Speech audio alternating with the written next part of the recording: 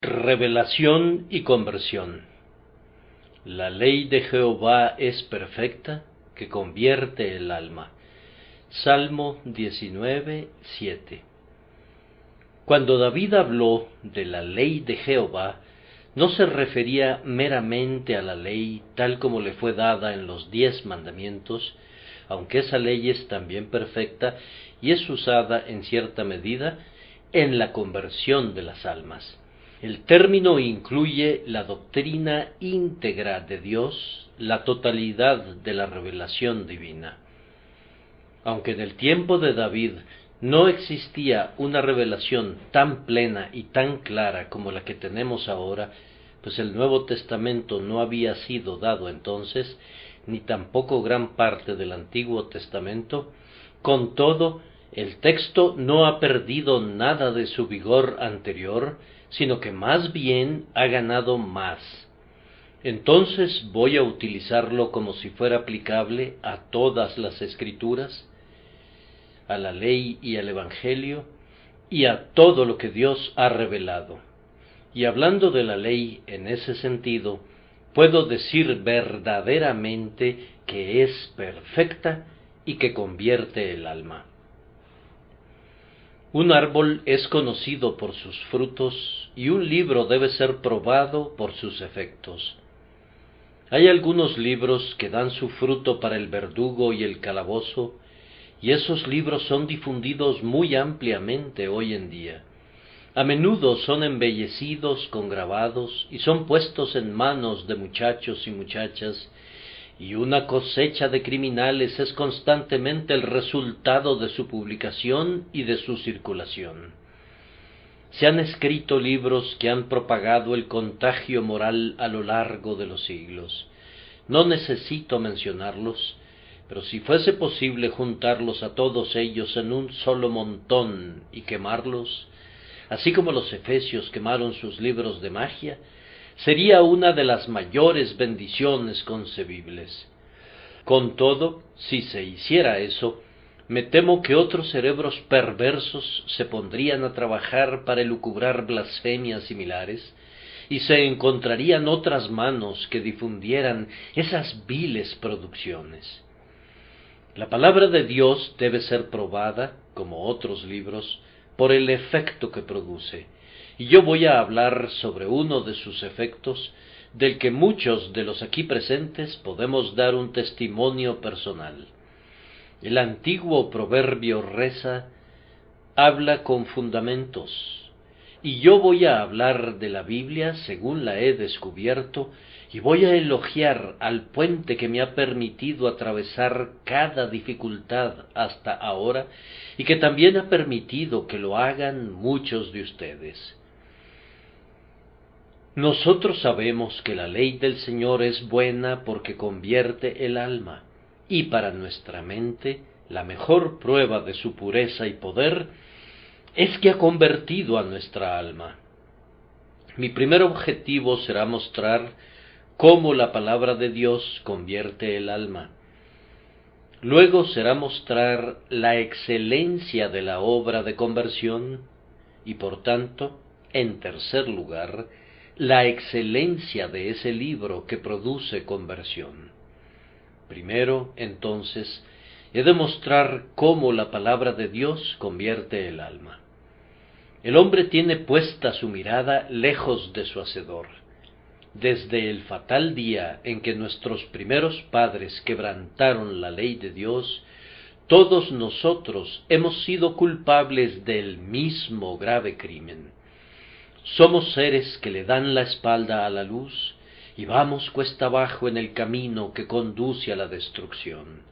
Lo que necesitamos es que se nos haga girar en sentido contrario, pues ese es el significado de la palabra conversión, dar la media vuelta.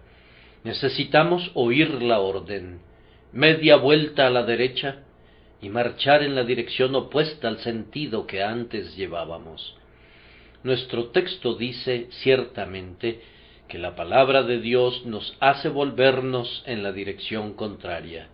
No quiere decir que la palabra sola haga eso aparte del Espíritu de Dios, porque un hombre puede leer la Biblia de principio a fin 50 veces y durante 50 años puede oír sermones que han procedido de la Biblia y con todo nunca lo harán arrepentirse a menos que el Espíritu de Dios haga uso de la palabra de Dios o de los sermones del predicador. Pero cuando el Espíritu de Dios va con la palabra, entonces la palabra se convierte en el instrumento de la conversión de las almas de los hombres.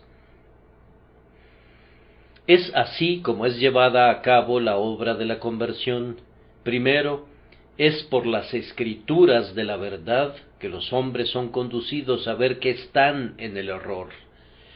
Hay millones y millones de hombres en el mundo que van por el camino errado, y sin embargo ellos no lo saben.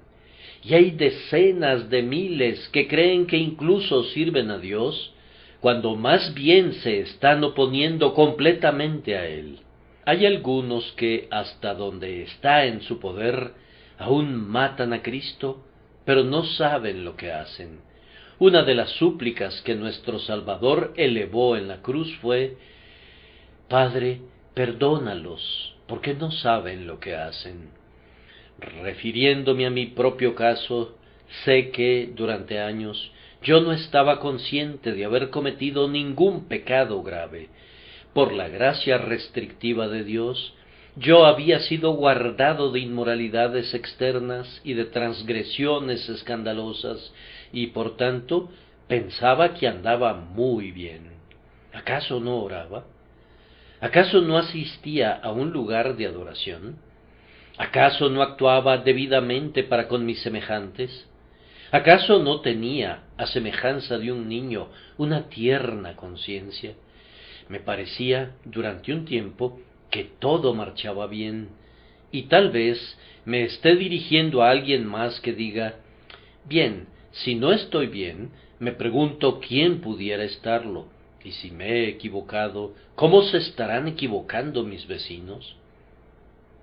Esa es a menudo nuestra manera de hablar. Mientras estemos ciegos, no podremos ver nuestras fallas, pero cuando el Espíritu de Dios viene a nosotros y nos revela la ley de Dios, entonces percibimos que hemos quebrantado la totalidad de los 10 mandamientos en su espíritu, si no es que en su letra.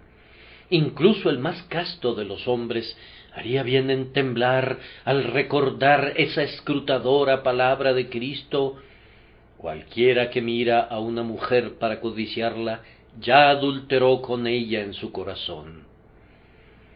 Cuando ustedes comprenden que los mandamientos de Dios no sólo prohíben acciones indebidas, sino también los deseos y las imaginaciones y los pensamientos del corazón, y que, por consiguiente, un hombre puede cometer asesinato mientras está acostado en su cama, y puede robar a su vecino sin tocar un centavo de su dinero o sin tocar sus bienes, que puede blasfemar a Dios aunque no haya expresado nunca un juramento, y que puede quebrantar todos los mandamientos de la ley, del primero al último, antes de que se ponga sus ropas en la mañana. Cuando se ponen a examinar su vida bajo esa luz, verán que están en una condición muy diferente de la que consideraban que estaban. Piensen, por ejemplo, en esa solemne declaración de nuestro Señor: yo os digo que de toda palabra ociosa que hablen los hombres, de ella darán cuenta en el día del juicio. El Espíritu de Dios aclara muy bien verdades como esas por medio de la palabra, y hace que el hombre comprenda que está en el error y en peligro, y eso es el principio de su conversión. Tú no puedes hacer que un hombre cambie de dirección en tanto que crea que va en el camino correcto. Mientras tenga esa idea en la cabeza, sigue adelante, marchando, según lo supone, seguramente. Así que lo primero que debe hacerse con él es hacerle ver que hay un terrible precipicio justo enfrente suyo, en el cual caerá irremisiblemente si sigue en el mismo rumbo que lleva. Cuando se da cuenta de eso, se detiene y reconsidera su posición. Entonces, enseguida, la palabra de Dios interviene para suprimir todos los intentos del hombre de dar rodeos por caminos equivocados. Cuando un hombre sabe que va por un mal camino, su instinto debería conducirlo a buscar enderezarlo. Pero, desdichadamente, muchas personas tratan de enderezar su camino metiéndose en otra dirección equivocada. Un buen hombre me envió el otro día un volumen de sus poemas.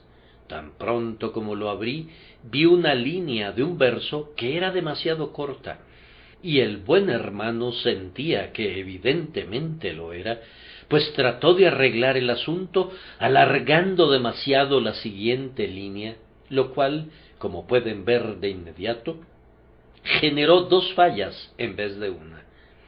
De igual manera descubrirán que algunos que van en un sentido equivocado con respecto a sus prójimos, a menudo se vuelven muy supersticiosos y se adentran muchísimo más en otras direcciones diferentes de la que Dios les pide que sigan, y así, prácticamente, construyen una larga línea hacia Dios para compensar la corta línea que los separa de los hombres, y entonces cometen dos errores en lugar de uno.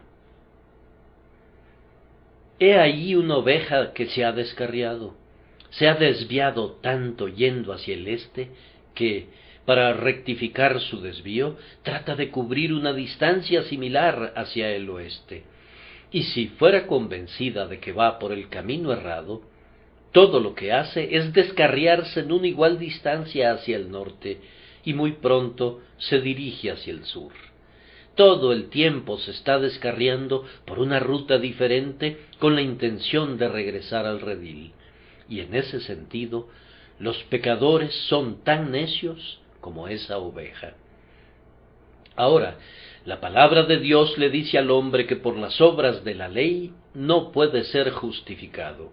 Le dice que su corazón está corrompido, que él mismo ya está condenado, que está encerrado bajo condenación por haber quebrantado la ley de Dios, y le indica que, sin importar lo que haga o cuánto se esfuerce, si no busca la salvación a la manera de Dios, sólo empeorará las cosas y será como un hombre que se está ahogando, que se hunde más rápido entre más se esfuerza por salir.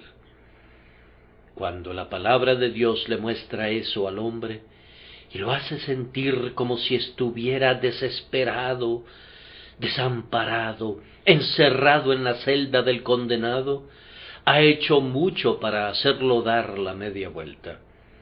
Lo siguiente que hace la palabra de Dios es mostrar al hombre cómo puede enderezar su curso.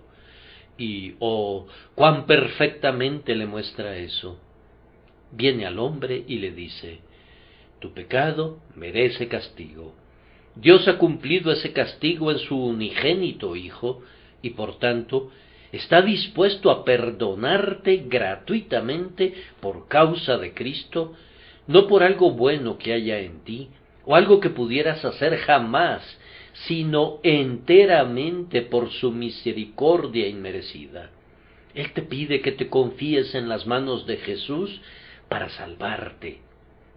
Ven entonces y confía en lo que Cristo ha hecho y sigue haciendo todavía por ti, y cree en la misericordia de Dios en Cristo Jesús para todo aquel que confía en Él. Oh, cuán claramente expone a Cristo ante nosotros la palabra de Dios. Es un tipo de espejo en el que Él es revelado. Cristo mismo está arriba en el cielo, y el pobre pecador, aquí abajo en la tierra, no puede verlo sin importar cuánto tiempo mire. Pero esta palabra del Señor es como un espejo gigante, es mejor incluso que el mar de fundición de Salomón. Y Jesucristo baja la mirada a ese espejo, y entonces, si ustedes y yo nos acercamos y miramos en él, podemos ver el reflejo de su rostro. Bendito sea su santo nombre, porque es cierto lo que canta el Dr. Watts. Aquí contemplo el rostro de mi Salvador, casi en cada página. Casi no hay ni un solo capítulo en que Cristo no sea expuesto más o menos claramente como el Salvador de los pecadores. Así que ustedes pueden ver que la palabra de Dios le muestra al hombre que anda mal, lo aparta de los caminos errados en los que él mismo procura enderezarse, y luego lo pone en el camino que lo rectifica, es decir, en el camino de la fe en Jesús. Pero la palabra del Señor hace algo más que eso. En el poder del Espíritu Santo le ayuda al hombre a creer, pues al principio está muy perplejo ante la idea de una salvación gratuita, es decir, de un perdón instantáneo, de la anulación de todos los pecados a cambio de nada, de un perdón otorgado gratuitamente a los peores y a los más viles seres, de un perdón otorgado de inmediato.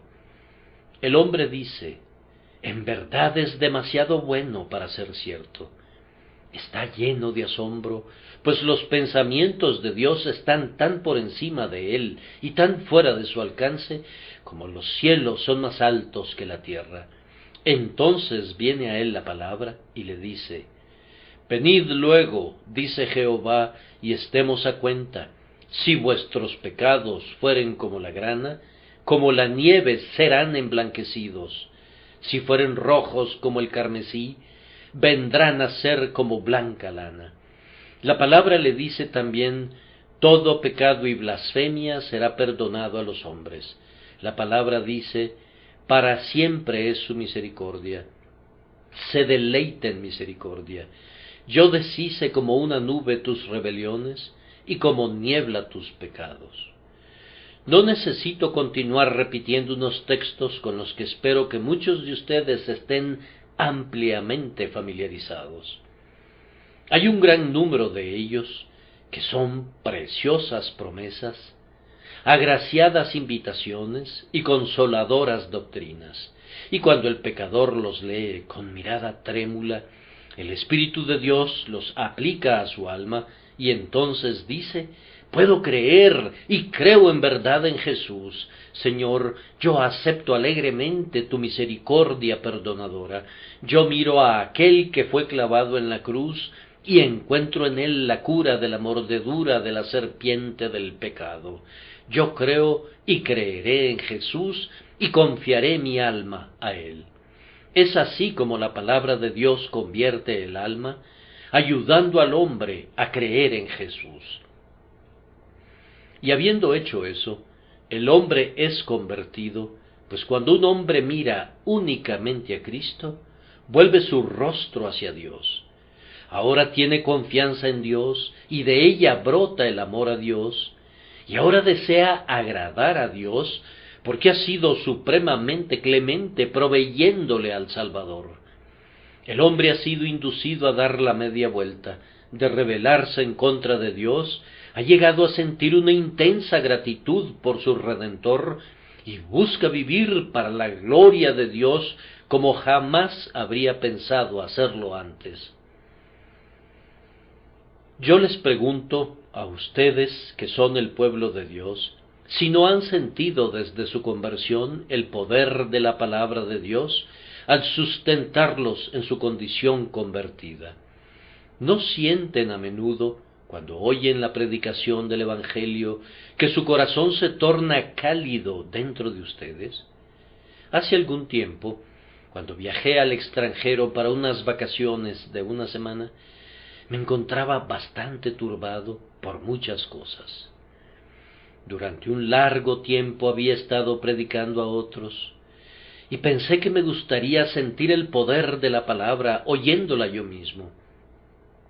Acudí a una pequeña capilla en el campo, y allí oí a un hermano laico, creo que debe de haber sido un ingeniero, predicar un sermón. No era un sermón grandioso, excepto que estaba lleno de Cristo, y conforme lo escuchaba, mis lágrimas comenzaron a rodar. Yo desearía algunas veces que algunos de ustedes, hermanos míos, predicaran y me permitieran tomar mi turno para oír. Bien, En aquella ocasión, mi alma se derritió al oír el Evangelio proclamado tan sencillamente y pensé, después de todo, en verdad, siento su poder, siento en verdad su dulzura, pues mientras lo escuchaba, mi corazón desbordaba de gozo y deleite, y sólo podía estar quietamente sentado y llorar oyendo la simple historia de la cruz. ¿Y no han descubierto ustedes, amados, que sucede así en su experiencia al estar leyendo la palabra del Señor? Si alguna vez se vuelven insensibles a las cosas de Dios, no es la Biblia la que los ha vuelto así. Si su corazón se torna frío alguna vez, no son las promesas de Dios las que los han enfriado. Si alguna vez no pudieran cantar y no pudieran orar, no es el acto de escudriñar las Escrituras el que los ha conducido a esa condición. Y si alguna vez tienen la desdicha de oír un sermón que petrifica su vida espiritual, estoy muy seguro de que ese sermón no está en armonía con la mente de Dios, ni es acorde con la enseñanza de la palabra de Dios. Pero cuando oyen que el Evangelio es predicado íntegra y fielmente, si su corazón es del todo capaz de sentir su poder, entonces los despierta y produce en ustedes emociones santas, amor a Dios, amor a sus semejantes, examen del corazón, profunda humillación, ardiente celo y todas las gracias cristianas en pleno ejercicio. La palabra de Dios es perfecta y su efecto es restaurar y revivir continuamente el alma del cristiano. Esta ha sido para mí una de las grandes evidencias de la verdad de la inspiración. Estando solo en la noche y mirando a lo alto, a la bóveda estrellada del cielo, me he preguntado, ¿es realmente verdadero este Evangelio en el que he creído y que he predicado a otros durante tantos años? Estando absolutamente seguro de que hay un Dios, pues nadie sino un necio podría dudarlo, he dicho, bien, este Evangelio me ha conducido a amar a Dios. Yo sé que lo amo con todo mi corazón y con toda mi alma, y cuantas veces ejerce su poder legítimo sobre mí, me induce a intentar agradarle. Siempre que estoy bajo su influencia, me hace odiar toda maldad, toda mezquindad y toda falsedad. Ahora, sería algo muy extraño que una mentira condujera a un hombre a actuar de esa manera, así que tiene que ser verdadero. El efecto moral de la palabra de Dios en la propia naturaleza de uno, cada día, se convierte, en ausencia de toda otra prueba, aun si no tuviéramos ninguna otra, en la mejor y más segura evidencia para el hombre de que la ley de Jehová es perfecta, pues convierte el alma. Escuché una vez una encantadora historia sobre Robert Hall, el más poderoso de nuestros oradores bautistas, y tal vez uno de los más grandes y elocuentes ministros que haya vivido jamás. Él estaba sujeto a ataques de terrible depresión de ánimo, y una noche, cuando se dirigía hacia un cierto lugar a donde iba a predicar, tuvo que detenerse por causa de una fuerte nevada. Había tal cantidad de nieve que se vio obligado a pasar la noche en la casa de la granja donde había tenido que detenerse. Pero tendría que predicar, decía. Tenía listo su discurso y tendría que predicarlo, de tal forma que tuvieron que reunir a los sirvientes y a la gente de la granja, y el señor Hall predicó el sermón que tenía preparado, un sermón demasiado maravilloso para ser predicado en la sala de la casa de una granja, y después que todas las personas se marcharon, se sentó junto a la chimenea con el buen hombre de la casa, un granjero sencillo, y el señor Hall le preguntó, «Ahora dígame, señor fulano de tal, ¿cuál piensa usted que sea una evidencia segura de que un hombre sea un hijo de Dios? A veces me temo que no soy un hijo». Oh, le respondió el granjero, mi querido señor Hall, ¿cómo puede usted hablar así? Bien, ¿cuál piensa usted que es la mejor evidencia de que un hombre es realmente un hijo de Dios? Oh, replicó el granjero, estoy seguro de que si un hombre ama a Dios, quiere decir que realmente lo es. Entonces, dijo el granjero continuando con la historia, deberían haberlo oído hablar. Dijo, ¿amar a Dios, amigo? ¿Amar a Dios? Aunque yo estuviera condenado, todavía lo amaría. Él es un ser tan bendito, tan santo, tan veraz, tan clemente, tan amable, tan justo. Prosiguió durante una hora alabando a Dios, y las lágrimas rodaban por sus mejillas mientras seguía diciendo, amarlo, no podría evitar amarlo, tengo que amarlo, sin importar lo que me haga, tengo que amarlo. Ahora bien, yo he sentido precisamente eso algunas veces, y entonces me he dicho a mí mismo, ¿qué me hizo amar así al Señor?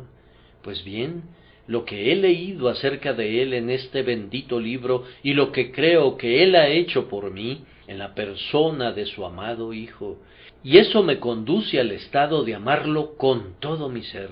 Tiene que ser algo correcto y verdadero. La palabra de Dios es perfecta y convierte el alma. Entre más vivan y entre más la prueben y la comprueben, confirmarán que así es. Cuando se descarrían es porque se apartan de la palabra de Dios, y en la medida en que sean conservados en el camino debido, es porque están sorbiendo la preciosa verdad concerniente a Jesús según es revelada en la Biblia. Este es el único libro perfecto en el mundo, y los hará también perfectos si quisieran someterse a su agraciada influencia. Sólo sométanse a él, y un día se volverán perfectos, y serán llevados a lo alto a morar donde el Dios perfecto, que escribió el libro perfecto, les revelará la perfección de la bienaventuranza por los siglos de los siglos. Que Dios les conceda, amados hermanos y hermanas, conocer el poder de este libro transformador. Si alguno de ustedes se ha rebelado, yo oro pidiendo que este mismo libro bendito lo traiga de regreso. Recibí una carta el otro día procedente de una región remota de América que hizo bien a mi corazón. Era de un hombre que fue uno de mis primeros convertidos en la capilla de New Park Street. Había sido durante varios años un miembro de la iglesia, pero se enfrió y dejó de asistir a los medios de la gracia, y por fin tuvo que ser excomulgado de la iglesia. Se marchó a América, y allá, estando lejos, comenzó a examinarse, y el Espíritu de Dios le hizo entender de corazón los viejos textos que solía escuchar. Me escribe que fue inducido a caer de rodillas y ahora está activamente involucrado en el servicio de Dios, esforzándose por traer a otros rebeldes y pecadores al Señor Jesucristo. Rebelde, la palabra de Dios es la que te ha de restaurar. Yo espero que lo haga en este preciso instante y que pronto vendrás a nosotros y dirás, recíbanme en la iglesia de nuevo, pues el Señor ha restaurado mi comunión con Él a través de su bendita palabra.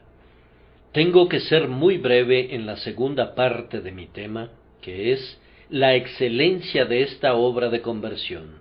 Ese es un tema ilimitado, pero debo contentarme con hacer referencia a unos cuantos puntos de esa excelencia. Cuando la palabra de Dios convierte a un hombre, le quita su desesperación, pero no le suprime su arrepentimiento. No piensa ahora que su pecado lo arrojará al infierno, pero no piensa por ello que su pecado es algo trivial. Odia al pecado tanto como si temiera que habría de destruirlo para siempre. Este es un grandioso tipo de conversión, que el hombre que había estado sumido en la desesperación por causa de su pecado, sea conducido a saber que su pecado es perdonado y, sin embargo, que no se ha conducido a trivializar ni a manosear al pecado. Por fe ve las heridas de Jesús y sabe cuánto se desangró Cristo para liberarlo de la servidumbre del pecado, y eso lo lleva a odiarlo para siempre. ¿No es esa, acaso, una excelente conversión? La verdadera conversión también le da al hombre el perdón, pero no lo hace presuntuoso. Su transgresión pasada le ha sido perdonada, pero no por eso dice, iré y transgrediré de la misma manera de nuevo. Si el perdón es obtenido tan fácilmente, ¿por qué no habría de pecar? Ningún hombre verdaderamente convertido habló así jamás, o si algún pensamiento se le hubiere ocurrido, debe de haber dicho de inmediato, quítate de delante de mí, Satanás, porque no pones la mira en las cosas de Dios, pues aquellas expresiones serían diabólicas. ¿Perseveraremos en el pecado para que la gracia abunde? En ninguna manera. Aunque el hombre es perdonado, odia al pecado, así como el niño que se ha quemado odia al fuego. Tiene miedo de que, por algún paso inadvertido, pudiera ofender al Señor, quien ha borrado el pasado. Además, la verdadera conversión le da al hombre un perfecto descanso, pero no detiene su progreso. Él sabe que la obra que le ha salvado es la obra consumada del Señor Jesucristo, y que no tiene que agregar ni siquiera un hilo al manto de justicia que le ha sido entregado. Sin embargo, desea crecer en la gracia para volverse más y más santo, más semejante al Dios y Señor. A la vez que descansa perfectamente en Cristo, extiende las alas de su alma para poder volar más y más alto hacia su Dios y Señor. Además, la verdadera conversión le da seguridad al hombre, pero no le permite dejar de ser vigilante. Él sabe que está a salvo y que no perecerá nunca y que nadie lo puede arrebatar de las manos de Cristo, pero siempre está vigilando contra cualquier enemigo, contra el mundo, la carne y el demonio. Uno de nuestros escritores de himnos expresa dulcemente esta doble verdad. No tenemos ningún miedo de que pudieras perder a ninguno de los que el eterno amor eligió, pero nunca abusaríamos de esa gracia. No debemos caer, no debemos caer. La verdadera conversión también proporciona al hombre fortaleza y santidad, pero nunca le permite jactarse. Se gloría, pero se gloría únicamente en el Señor. Sabe que un gran cambio ha sido obrado en él, pero ve todavía tantas imperfecciones propias que se lamenta por ellas delante del Señor. No tiene tiempo de jactarse porque todo su tiempo ha sido absorbido en el arrepentimiento de sus pecados, en la fe en su Salvador y en buscar vivir para la alabanza y gloria de Dios. La verdadera conversión, de igual manera, da una armonía a todos los deberes de la vida cristiana. Hace que un hombre ame más a su Dios y ame más a sus semejantes. No me merece una buena opinión esa religión que consiste en la así llamada profesión de religión, que hace que una joven mujer deje a su padre y a su madre y a toda su familia, y vaya y se encierre en un convento, o se convierte en una hermana de la miseria de algún tipo o de otro. Si mi hijo, cuando dice que es convertido, dejara de amar a su padre, yo tendría serias dudas acerca de su conversión. Pienso que ha de ser una conversión obrada por el diablo, no por Dios. Pero siempre que hay un verdadero amor a Dios, con seguridad ha de haber también amor a nuestros semejantes. El mismo Dios que escribió en una tabla ciertos mandamientos en relación a sí mismo, escribió en la otra tabla los mandamientos relacionados con nuestros semejantes. Amarás a Jehová tu Dios es ciertamente un mandamiento divino, y lo mismo es el otro mandamiento: amarás a tu prójimo como a ti mismo. La verdadera conversión equilibra todos los deberes, las emociones, las esperanzas y las dichas. La verdadera conversión induce al hombre a vivir para Dios. Hace todo para la gloria de Dios, ya sea que coma o beba o haga cualquier otra cosa. La verdadera conversión induce al hombre a vivir delante de Dios. Solía tratar de imaginarse que Dios no lo veía, pero ahora desea vivir como delante de los ojos de Dios en todo momento, y le alegra estar allí, alegre incluso de que Dios vea sus pecados para que los borre tan pronto como los contempla. Y ese hombre llega ahora a vivir con Dios. Goza de una bendita comunión con Él, habla con Él como un hombre habla con su amigo, y en breve morará con Dios a lo largo de toda la eternidad en el palacio en lo alto. Esto debería convencerte de cuán excelente cosa es la conversión verdadera y real. No tengo necesidad de decir mucho, en tercer lugar, concerniente a la consiguiente excelencia de la palabra de Dios. La ley del Señor, que cumple una tan excelente obra, tiene que ser ella misma excelente. Por tanto, solo voy a hacer uno o dos breves comentarios y luego voy a concluir. La ley de Jehová es perfecta, que convierte el alma de inmediato desde el inicio de la conversión hasta el fin. Siempre que queramos ver conversiones, y yo espero que sea siempre, lo mejor que podemos hacer es predicar la palabra. No hay nada mejor, no puede haber nada más, no ha de haber nada menos. No me sorprende que en algunas iglesias y capillas no haya conversiones, porque los sermones que son predicados allí no están adaptados para ese fin.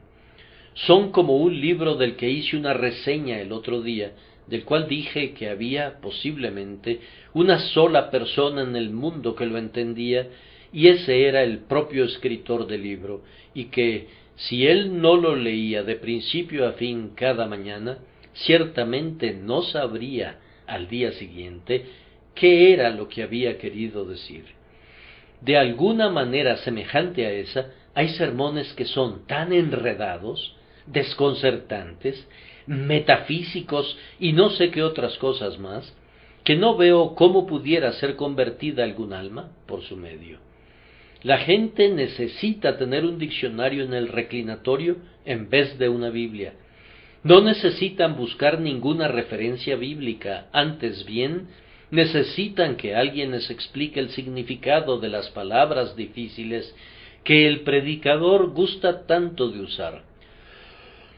¿Acaso no he leído sermones que estaban altamente pulidos y que, me atrevo a decir, fueron precedidos por una oración para que Dios convirtiera las almas por medio de ellos? Pero era moralmente imposible que el Señor hiciera algo semejante, a menos que Él revirtiera todos sus métodos usuales de procedimiento, pues no había nada en el sermón que pudiera ser utilizado como un medio para la conversión de un alma. Pero, mi querido hermano, si tú predicas la palabra de Dios, si levantas al Cristo crucificado sobre el asta del Evangelio, no necesitas ser muy especial acerca del estilo de tu plática. No necesitas decir, necesito ser un orador de primera clase, tengo que ser un retórico entrenado. Yo creo que una buena cantidad de esas conferencias de primera clase son simplemente el medio de velar la cruz de Cristo, y esa fina plática acerca de Jesucristo es tal vez la última cosa que los pobres pecadores necesitan. Estábamos sentados en torno a una mesa de un hotel en Menton una noche durante la cena, y yo quería hablarle a un amigo que estaba sentado justo frente a mí, pero alguien había puesto entre nosotros un buqué de flores sumamente magnífico en un florero muy espléndido. Yo estaba agradecido de que esas flores florecieran en medio del invierno y me agradaba verlas y olerlas, pero al poco tiempo las hice a un lado porque estaban bloqueando mi vista del rostro de mi amigo. Así, yo admiro el lenguaje exquisito y nadie lo goza más que yo en su lugar apropiado. Incluso pienso que puedo manejarlo un poco si me propusiera intentarlo. Pero siempre que se interpone entre una pobre alma y Cristo, me gustaría decir: rompan ese florero en 1000 pedazos, arrojen esas flores al fuego. No las necesitamos allí, pues es preciso que el pobre pecador vea a Cristo. La palabra de Dios es la que convierte el alma, no nuestras preciosas figuras acerca de la palabra, no es nuestra exquisita plática acerca de ella, sino la palabra misma. Entonces, queridos maestros y queridos hermanos ministros, démosles la palabra. Sí, esa es una funda muy hermosa, pero si vas a pelear, tienes que deshacerte de ella, y no hay nada como la hoja desnuda, la espada del Espíritu, la palabra de Dios, para cortar y para tallar y para hacer tajos y matar en un sentido espiritual. Esa misma palabra, por la gracia todopoderosa de Dios, hará que los hombres vivan de nuevo, así que tenemos que predicar la palabra si queremos ver conversiones. Hay otra cosa que siento que debo decirles. No debemos pensar que para tener conversiones es necesario dejar fuera alguna parte del Evangelio.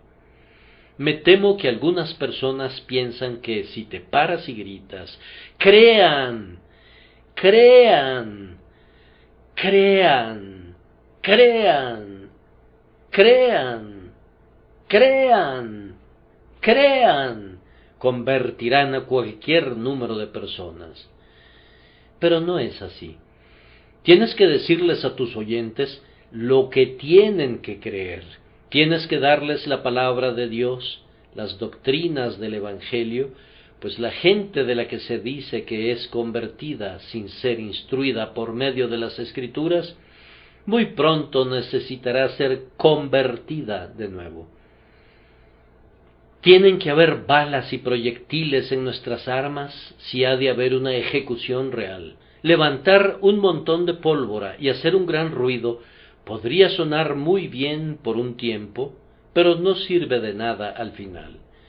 Justo el mismo Evangelio, adaptado en cuanto a su tono y método, pero el mismo Evangelio que predico en este lugar, yo lo predicaría en una cocina de ladrones, o a los más pobres de los pobres y a los más iletrados de la humanidad. Es el Evangelio, y sólo el Evangelio, el que convierte el alma. Ahora, queridos amigos, ustedes que no son convertidos, mi palabra para concluir está dirigida a ustedes. Si realmente desean fortaleza, vida y salvación, las obtendrán oyendo la palabra de Dios o leyendo este precioso libro. La fe es por el oír, y el oír por la palabra de Dios. La puerta del ojo no es usualmente el camino por el cual Emanuel cabalga a la ciudad de alma humana. Alzar la hostia, las preciosas decoraciones de la casulla del sacerdote, el crucifijo, el Vía Crucis y todas las ridículas ceremonias de Roma no salvarán a nadie. Ese no es el camino de la salvación de Dios. Mas Cristo viene a alma humana a través de la puerta del oído. Inclinad vuestro oído y venid a mí. Oíd y vivirá vuestra alma. Siempre que el Evangelio es predicado, querido oyente, escúchalo de verdad. Recuerda lo que dijo nuestro Señor Jesucristo: el que tiene oídos para oír, oiga. Algunas personas no oyen. A menudo he estado agradecido por tener 2 oídos cuando he oído hablar a algunas personas, porque, si bien su conversación entra por un oído, doy gracias a Dios porque puedo dejarla salir por el otro y así no me hace ningún daño. Pero si tú estás oyendo el Evangelio, preocúpate de no actuar así. Entonces deja que tus 2 oídos sean tus 2 entradas para la palabra. No tengas un oído que sirva de entrada y otro de salida. Antes bien, la palabra de Cristo more en abundancia en vosotros, enseñándoos y exhortándoos unos a otros en toda sabiduría. Deja que entre por tus 2 oídos y que permanezca en tu memoria hasta que llegue a tu corazón. Yo no creo que alguien sea un sincero y atento oyente, ni que anhele oír para provecho de su alma, sin que oiga de esa manera cuando el Evangelio le es predicado. Tal como ya se los he dicho, la promesa es: oíd y vivirá vuestra alma. Y si tú vienes con una mente dispuesta a juzgar y a sopesar, y luego a creer la palabra, en el instante en que la crees, eres salvo. Esa palabra de Dios que te induce a creer, ya te ha convertido. Entonces, da un paso al frente y confiesa lo que Dios ha hecho por ti, y prosigue tu camino regocijándote. Que Dios bendiga a cada uno de ustedes, sin una sola excepción, por su nombre. Amén.